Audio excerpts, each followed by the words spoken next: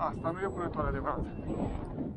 Vânătoare adevărată trebuie să vii în prima zi, nici în a doua, și o dată la 3 săptămâni în weekend, și în rest, la ora asta, dacă ești corporatist, să stai și să aștepți pauza de 2 ca să bei și tu o cafea de la Mega Image și să-ți iei un sandwich. Asta este o vânătoare de căcat. Ieșim și plimbăm câini. Și eu și alți doi tăi.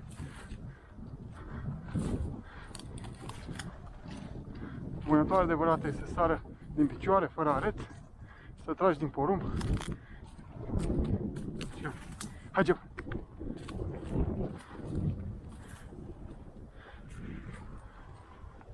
Hai, Geb! Hai! Hai, Geb! Geb, nu e vânătoare adevărată ce faci. Dau un pana mea de aici.